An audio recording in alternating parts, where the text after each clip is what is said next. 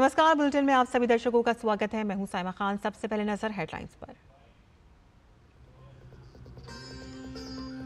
नागपुर हिंसा के सिलसिले में अब तक 13 एफआईआर दर्ज। नागपुर पहुंचे मुख्यमंत्री देवेंद्र फडणवीस आज कर सकते हैं दंगा प्रभावित क्षेत्रों का दौरा।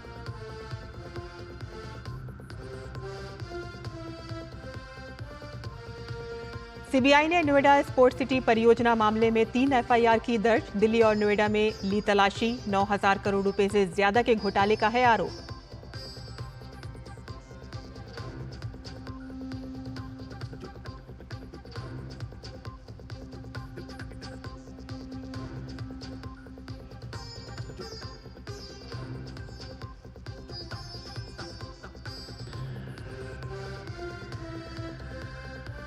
बिहार के अररिया में एनकाउंटर। पुलिस ने तनिक शोरूम लूट कांड के आरोपी को किया ढेर। एसटीएफ के 3 जवान भी जख्मी।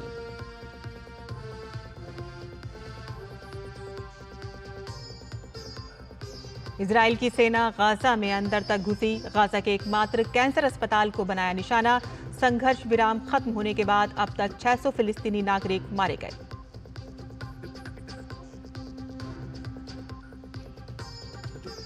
और आईपीएल का 18वां संस्करण आज से होगा शुरू। कोलकाता नाइट राइडर्स और रॉयल चैलेंजर्स बेंगलुरु के बीच कोलकाता के ईडन गार्डन्स में होगा पहला मुकाबला।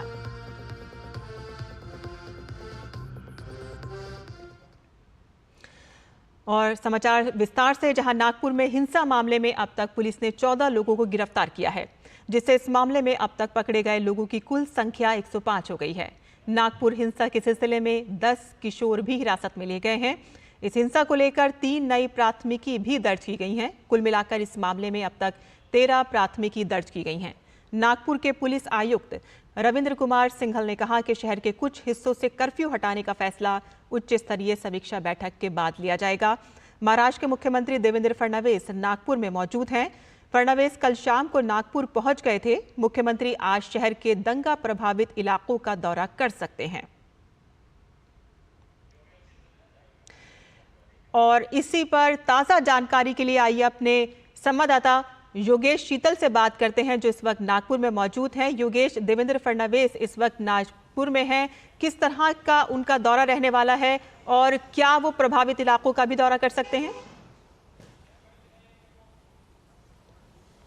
देखिए, कल देर रात जो है मुख्यमंत्री देवेंद्र फडणवीस यहाँ नागपुर आए थे। नागपुर उनका घर भी है और हम जान रहे कि महाराष्ट्र विधानसभा में इस वक्त सत्र चल रहा है, जिसके कारण वो वहाँ पर व्यस्त थे। और अगर वहाँ के उनके पूरे शेड्यूल की बात करें तो वो जो यहाँ के कमिश्नर हैं, जो पुलिस आयुक्त थे रविंद्र सिंघल, उनके साथ उनकी बैठक है। 11:30 बजे के लगभग में ये बैठक है, जो कि बैठक के बाद एक प्रेस वार्ता को भी वो संबोधित करने वाले हैं। जो हिंसाग्रस्त क्षेत्र है, मसलन वो कोतवाली का हो, गणेश पेट का हो, ये सब जो क्षेत्र है जहाँ पर या फिर तहसील का क्षेत्र है जहां पर हिंसाग्रस्त पूरा एरिया है, जहां अभी भी कर्फ्यू लगा हुआ है, वहां वो जाएंगे या नहीं जाएंगे, इस पर अभी कुछ जो है मुख्यमंत्री कार्यालय की तरफ से नहीं कहा गया है। लेकिन जो सूत्र हैं वो यही बता रहे हैं कि वहां पे वो जाएंगे और जो स्थिति है उसका वो जायजा लेंगे। साथ में जो वहां के लोग हैं उनसे वो बातचीत भी करेंगे ताकि वो स्थिति को और बेहतर तरीके से समझ सके। तो ये जो है फिलहाल मुख्यमंत्री का डेवलपमेंट है, मुख्यमंत्री का इस हिंसा से जुड़ा हुआ जो अपडेट है ये है। दूसरी बात जो है, इस मामले में कानूनी प्रक्रिया जो है वो भी चल रही है। 13 एफआईआर जो है, जैसा आपने सही कहा कि रविंद्र सिंघल जो कि सीपी है, उन्होंने जानकारी दी थी कि 13 एफआईआर, पहले 10 एफआईआर थे, 3 और एफआईआर जो इस मामले में किए गए हैं। इसके साथ ही जो प्रॉपर्टी को डैमेज हुआ है उसको लेकर भी कल कोर्ट में एक इंटरवेंशन याचिका जो है वो प्ली की गई थी। हालांकि उस याचिका पर भी कोई सुनवाई नहीं हुई है, लेकिन जिन लोगों की गाड़ियां जली है उनका एक सेपरेट जो एफआईआर है उसके लिए जो है पुलिस से रिक्वेस्ट किया गया है कि कोर्ट के माध्यम से कि उनका एक एफआईआर किया जा सके, ताकि जो इंश्योरेंस है या फिर गाड़ी से जुड़े हुए जो टेक्निकल इशूज आते हैं उसको जो है कॉम्प्लिकेटेड ना होना पड़े, वो चीज़ें ईजिली सॉर्ट आउट हो सके।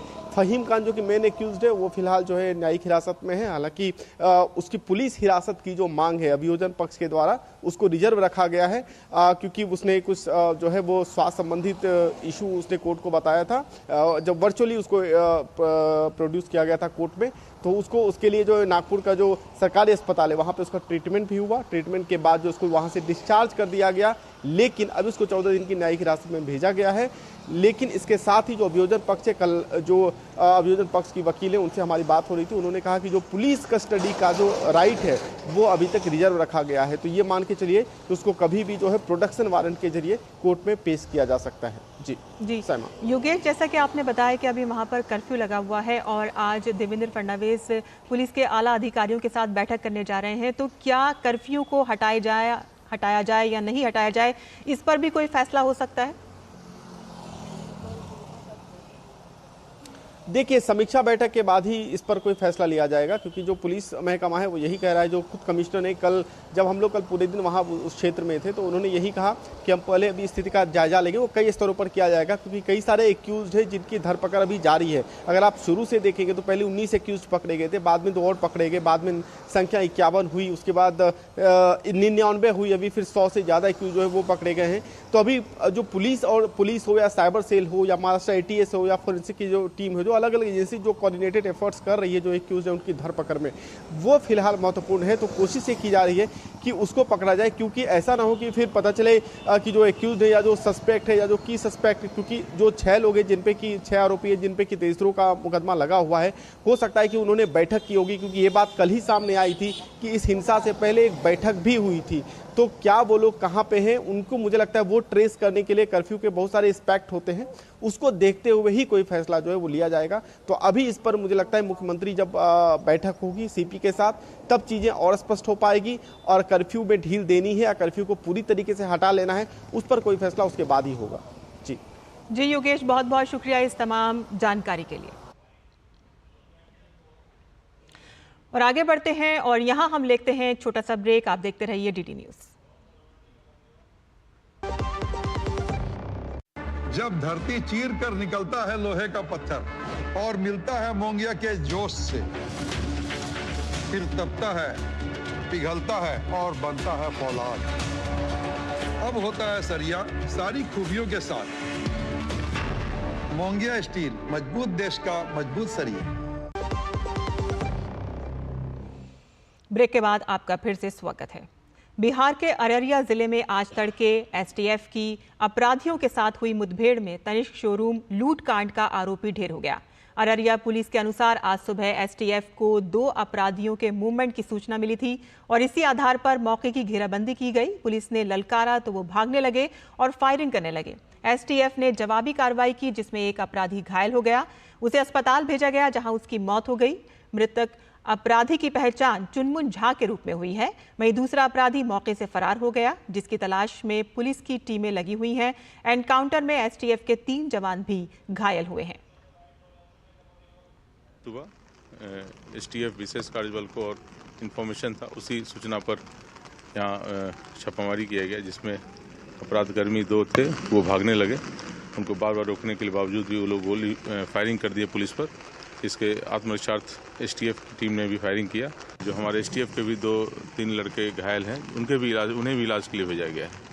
और अपराधकर्मी जो है उसके बारे में मालूम चला है कि वो अपराधकर्मी हमारे जिला का कुख्यात अपराधकर्मी था, जो कई बैंक लूट में कांड में संलिप्त रहा है। पूर्णिया तनिष्क में और प्लास्टिक मुखिया पर फायरिंग करने में। उसका नाम चुनमुन झा है। लखनऊ के मलिहाबाद में पुलिस और बदमाशों के बीच हुई मुठभेड़ में हत्या का मुख्य आरोपी अजय कुमार मारा गया। अजय पर बनारस से आई 32 वर्षीय महिला की हत्या का आरोप था। यह हत्या दुष्कर्म की कोशिश में महिला का गला घोंटकर की गई थी।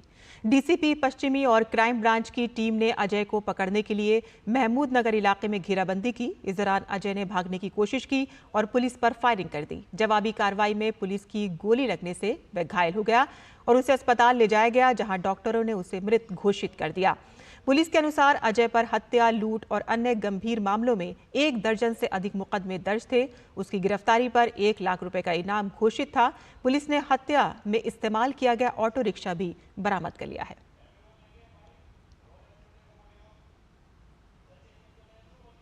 एक संदिग्ध मोटरसाइकिल को जब रोकने का प्रयास किया गया, तब उस व्यक्ति ने गाड़ी मुख्य सड़क से कच्ची सड़क पर उतार दी और उतारने पर उसकी मोटरसाइकिल गिरी और उसके बाद वो पैदल भागा और भागते समय उसने पुलिस पार्टी पर फायर भी किया। पुलिस पार्टी ने भी आत्मरक्षार्थ फायर किए जिससे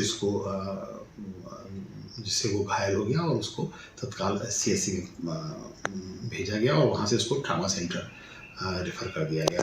और इसके साथ जो उसके पास से जो एक देसी तमंचा और 2 मोबाइल भी बरामद हुए, जिस मोबाइल में उसमें से एक मोबाइल वो मोबाइल था जो उस मृतक युवती का था, जिसको उस घटना के दिन इसने उसे छीना था। जो अजय नाम का व्यक्ति है, इसे पुलिस कमिश्नर लखनऊ महोदय की तरफ से 1 लाख रुपए का इनाम भी घोषित था। और अगरतला के एक होटल में नशीली दवाओं की तस्करी की खबर सामने आई है, जिसमें 3 लोगों को गिरफ्तार किया गया है। सर्च ऑपरेशन के दौरान उसके पास 1,10,000 याबा टैबलेट मिली हैं। इन नशीली दवाओं का अनुमानित बाजार मूल्य लगभग 5.5 करोड़ रुपए है। प्रतिबंधित सामग्री को सुरक्षित कर लिया गया है। अगरतला के SP के मुताबिक इस ऑपरेशन का मास्टरमाइंड असम का कुख्यात ड्रग डीलर सादुल हुसैन तालुकदार है। एक अन्य संदिग्ध नयन मोनी नामशुद्र खोबाई से है, जबकि बिस्वजीत बिस्वास धिलाई से है। तस्करी के इस रैकेट का मुख्य आरोपी असम से है। वह नशीली पदार्थों का एक बड़ा तस्कर माना जाता है। मीडिया से बातचीत के दौरान SP पश्चिम डॉक्टर किरण ने कहा कि उनके खिलाफ NDPS अधिनियम के तहत मामला दर्ज किया जाएगा और पुलिस का लक्ष्य उनके नेटवर्क के बारे में सभी संभावित जानकारी प्राप्त करना है। ये छापेमारी पिछले 3 महीनों में उनकी सबसे बड़ी कार्रवाइयों में से एक है। सीक्रेट इन्फॉर्मेशन कि होटल वुडलैंड पार्क में कुछ नारकोटिक्स का स्मगलिंग चल रहा है ऐसा, तो इमीडिएटली हमने एक टीम बनाया, ये SDPO सदर और OC ईस्ट के लीडरशिप में। तो रेड करने के बाद 1,10,000 टैबलेट्स मिला है। इसका मार्केट वैल्यू अराउंड 5.5 करोड़ है। तो इमीडिएटली हम लोगों ने इसको सीज किया है। तो इसमें से मेन आदमी जो है साहिदुल हुसैन तालुकदार है, ये आसाम से आया था। तो ये पहले से भी ये बिजनेस में ये थोड़ा बड़ा नाम है। इसको हम लोगों ने पकड़ा है और अभी हम इसको रिमांड में लेंगे। NDPS का केस भी लिया है। रिमांड में लेके और भी कहाँ से एक्चुअली कहाँ प्रोक्योर करता था और इधर कैसे आया और इधर किस के साथ ये डील करता है और कितना दिन से ये चल रहा है, ये सब हम लोग निकालेंगे। प्रधानमंत्री नरेंद्र मोदी ने वर्ष 2021 में कैच द रेन मिशन की शुरुआत करके आने वाली पीढ़ियों के लिए जल समृद्ध भारत का सपना साकार करने की दिशा में एक महत्वपूर्ण कदम उठाया। ये मिशन जल शक्ति अभियान के तहत शुरू किया गया था। इसका उद्देश्य बारिश के पानी को संरक्षित करना, पुराने तालाबों और कुओं को पुनर्जीवित करना और भूजल स्तर को बढ़ाना था। इस मुहिम के माध्यम से बारिश की हर बूंद को सहजकर हम भविष्य में पानी की कमी से निपटने की दिशा में मजबूती से आगे बढ़ रहे हैं।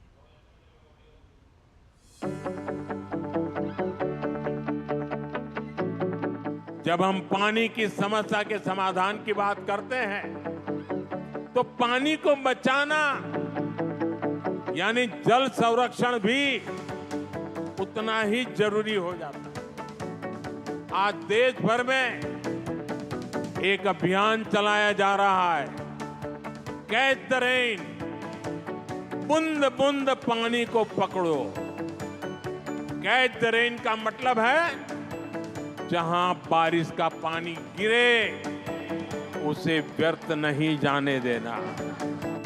जल ही जीवन सिर्फ कोरा नारा न बनकर रह जाए, बल्कि जागरूकता से जन आंदोलन और इसके बाद जन भागीदारी से समस्या का समाधान हो। इसी उद्देश्य से 22 मार्च 2021 को विश्व जल दिवस के अवसर पर प्रधानमंत्री नरेंद्र मोदी ने जल शक्ति अभियान कैच द रेन अभियान की शुरुआत की। इसके तहत 5 केंद्रित उपाय अपनाने पर बल दिया गया, जिसमें वर्षा जल संचयन और जल संरक्षण, सभी जल निकायों की गणना, जियो टैगिंग और सूची बनाना, जल संरक्षण के लिए वैज्ञानिक योजनाएं तैयार करना, सभी जिलों में जल शक्ति केंद्र स्थापित करना, गहन वन रोपण, जागरूकता पैदा करना शामिल हैं।